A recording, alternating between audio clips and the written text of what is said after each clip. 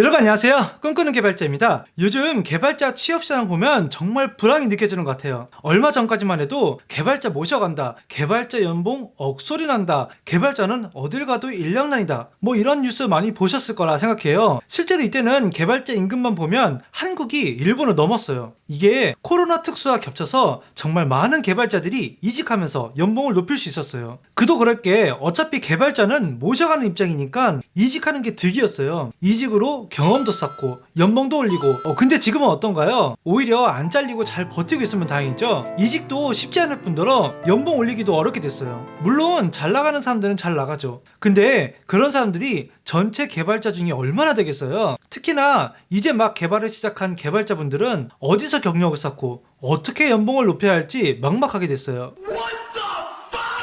참 신기하지 않나요? 개발자 모셔가기 뉴스가 나온 게 불과 2년 전이에요. 근데 그 2년 사이에 상황이 달라졌어요. 개발자 복지도 이제는 많이 달라져서 재택근무만 할 수 있다면 최고의 복지가 됐어요. 실질적으로 주니어 개발자가 실력과 연봉을 높일 수 있는 타이밍이 이전과 비교해서 어렵게 됐다는 뜻이에요. 그래서 오늘은 이 개발자 채용 불황 시대에 일본으로의 취업이 정답인지에 대해서 알아보도록 하겠습니다. 이런 영상이 도움이 되신다면 좋아요와 구독을 눌러주시면 유익한 정보를 더 빠르게 만나보실 수 있습니다. 익히 전에 지금 눌러주세요.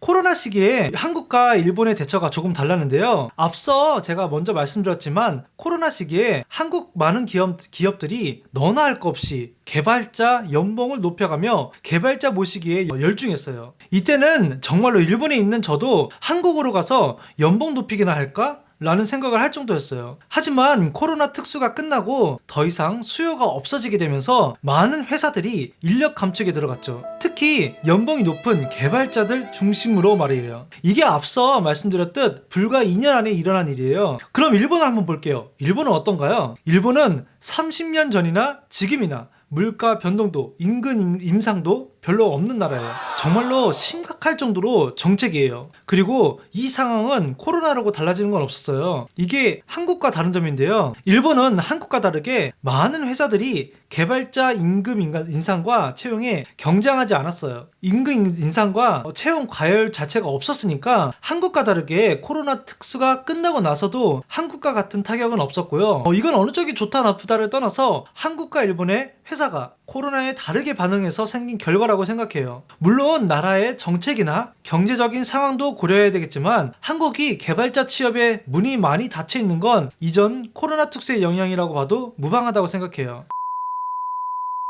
한국의 개발자 취업시장에 찬바람이 분 건 이미 일어난 일이고 이건 한 개인이 다시 바꿀 수 없는 거잖아요. 시간이 지나면 어느 정도 다시 회복은 하겠지만 사실 그게 언제가 될지도 모르는 일이고 우리는 당장 취업을 해야 하는 입장이니까 마냥 기다릴 수는 없는 노릇이에요. 그래서 한국을 떠나서 해외로 취업을 결정하시는 분들도 점점 늘어나는 듯 하고요. 그 중에 가장 가까운 나라인 일본을 택하시는 분들도 계시고요. 그럼 일본이 외국인을 잘 받아주고 있는지부터 좀 알아볼게요. 일본은 2015년에 고도 전문직 비자라는 것을 새로 추가했어요. 우리가 다른 나라에 입국을 하려면 비자라는 것을 받아야 되는 건데요. 일종의 허가증 같은 거예요. 예를 들어서 꿈꾸는 개발자라는 사람이 일본에 체류하고 싶으면은 일본에 체류하는 것을 허가합니다. 이런 허가증 말이에요. 보통 여행같이 단기 체류를 할 때는 비자가 필요 없지만은 3개월 이상 체류하게 되면은 이 비자라는 것을 받아야 돼요. 이 비자는 한 사람당 하나씩 받아야 되는데 관광이 아니라면은 이 비자를 받는 것이 엄청 까다롭고 귀찮아요. 그나마 일본은 다행인 편인데 그래도 준비할 서류나 조건 같은 게 엄청 많아요. 근데 이 고도 전문직 비자를 가지고 있으면 본인뿐만 아니라 가족까지도 일본에 체류할 것을 허락해줘요. 심지어 그 가족들이 일본에서 일을 하는 것도 허락을 해줘요. 가족 중 한 사람만 이 고도 전문직 비자를 받으면 가족 전체가 일본 체류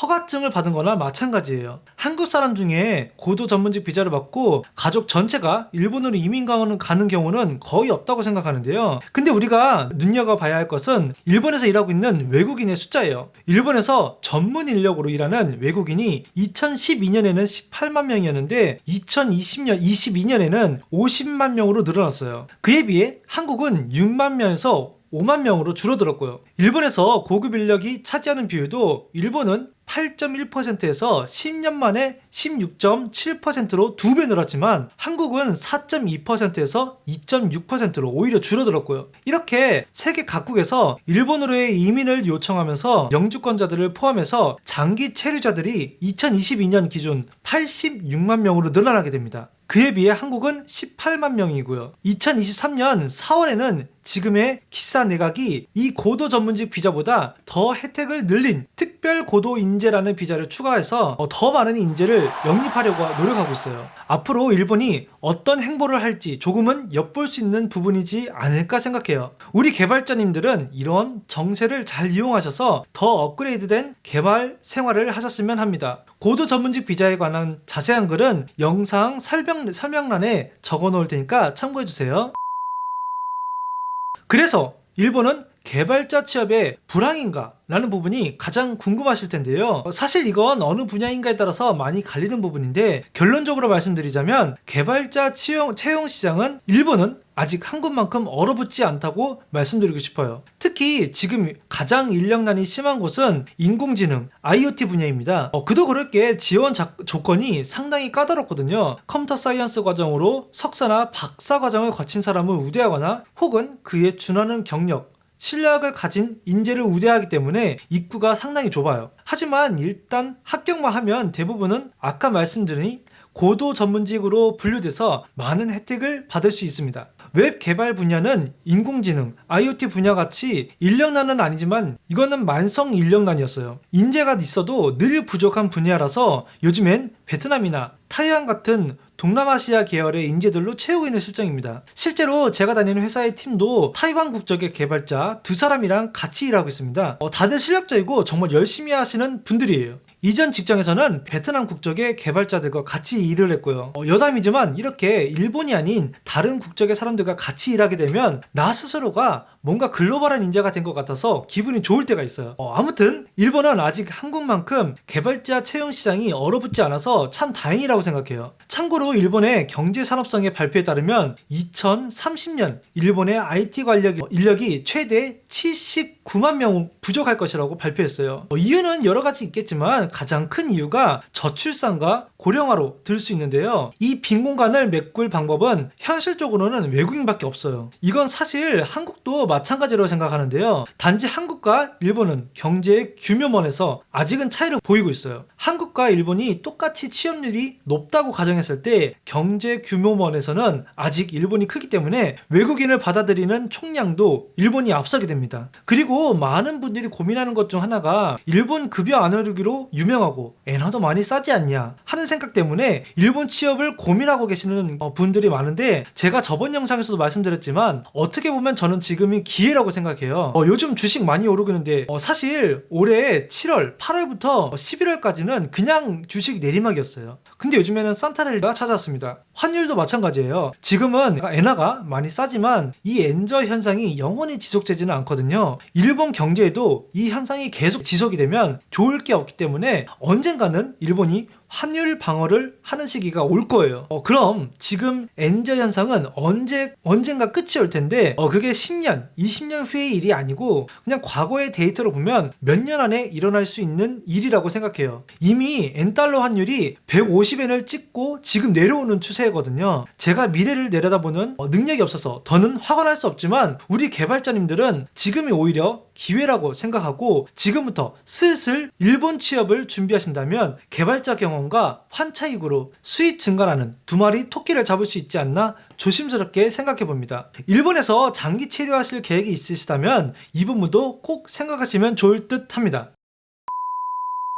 앞서 말씀드린 내용을 토대로 앞으로 주니어 개발자가 해야 할 것은 명확합니다. 실력을 증명할 포트폴리오 작성과 일본어 능력 시험 N1 취득, 그리고 약간의 용기예요. 니혼 케이자이신문이 2021년 외국인 전문 취업 사이트의 자료를 분석한 결과 외국인 전문직을 구하는 기업의 75%가 N1 레벨의 실력을 요구하는 반면 이 기준을 충족하는 인재는 37%라는 결과를 발표했어요. 이게 지금 이 영상을 보고 계신 분들이 준비하시는 부분이에요. 일본어 하나만 잘해도 살짝 오버해서 표현하면 이미 반은 먹고 들어가는 거예요. 왜냐하면 같이 지원하는 63%는 그냥 기준 미달로 취업이 어렵거든요. 플러스로 개발자님들의 실력을 어필할 수 있는 포트폴리오인데요. 이 포트폴리오의 필요성에 대해서는 제가 이미 여러 번 말씀드렸기 때문에 따로 강조하지는 않겠습니다. 한국에서의 개발자 취업은 사실상 불황기에 접어들었다고 봐도 무방해요. 하지만 한국이란 나라에서 눈을 돌리면은 더 많은 기회와 가능성이 있다고 생각합니다. 오늘은 제가 이렇게 좋은 부분만 말씀드렸지만 사실 안 좋은 부분도 많이 있어요. 근데 그건 어느 나라를 가도 마찬가지잖아요. 대한민국이라는 좁은 땅덩어리 안에서도 이러쿵 저러쿵 말이 많은데 외국이라면 오죽하겠어요. 이런저런 조건을 다 따지다 보면은 정작 기회가 와도 잡지를 못해요. 하나를 얻기 위해서는 지금 만족하고 있는 다른 무언가를 포기해야 될 때도 있어요. 지금 한국에서의 생활이나 조건이 익숙해서 꿈을 쫓지 못한다면 꿈은 영원히 꿈으로 남아있을 거예요. 꿈을 꾸는 것도 나이고 꿈을 이루는 것도 나입니다. 이 영상을 보고 계시는 많은 개발자님들은 반드시 꿈을 이루시기 바랍니다. 오늘 영상 여기까지입니다. 저는 더 좋은 영상으로 여러분들을 찾아뵙겠습니다. 감사합니다.